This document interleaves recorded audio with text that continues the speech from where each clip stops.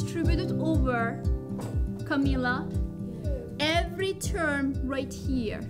We call this... Coming from Turkey, from a small town, they expected me to graduate from elementary school and then find a husband and stay home. Does this make sense? I fought against that. I was the first in the family who went to the college. I just want to build my own future. I just want to move on, and I just want to see the world. And that's how me and my husband came here. Terms, I like that. Terms where? Which terms? Inside the... I know like Mrs. N, like she tries to get everyone involved.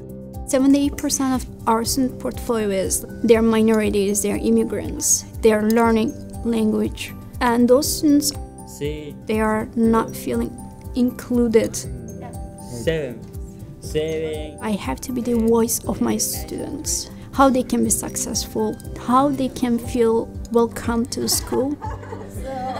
Even if you're like having a bad day, she'll still try to be friendly with them and try to like talk you through it, and it's like, you don't think of her as a teacher, like she's like a human being. Hey Michael, how are you? Freshmen are a sheltered classroom. They are learning language along with the content. They are at different levels within the content as well as with the language. We need to make sure that they are self-confident. We need to make sure that they have those like social skills to be successful members of the community. Our teachers are the experts, and if we believe in them and we empower them, they can do great things. I think the issue that I see it is like I have so much like visual. It's nice to be able to go and talk to a peer as opposed to an administrator, especially when you're struggling with something. I think rely on colleagues, and it doesn't matter like if there's a veteran teacher or a new teacher. Growth is always there. Just ask. Teacher leadership is for me.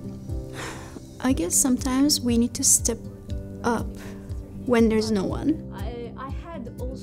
She's been a teacher leader because she's demonstrated for her colleagues that we have to find the kids where they are, discover what they need, and then meet those needs.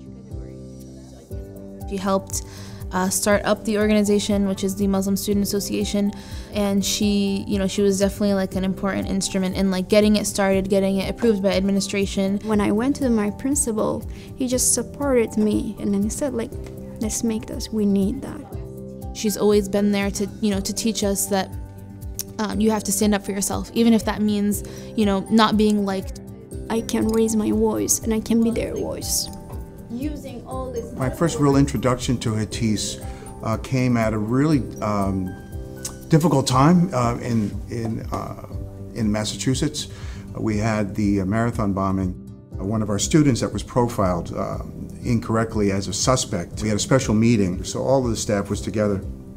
You could feel a little bit of tension, but Hatice stood up.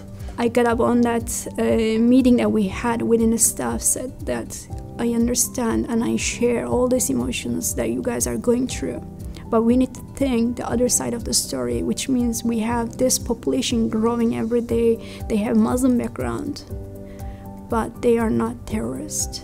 She just pleaded with the staff to not make this about religion, and it was one of the most courageous things I've ever seen.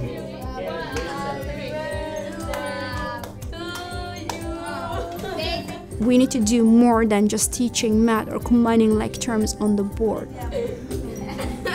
Happy birthday. Me being just in the classroom teaching my lesson on the board is not enough.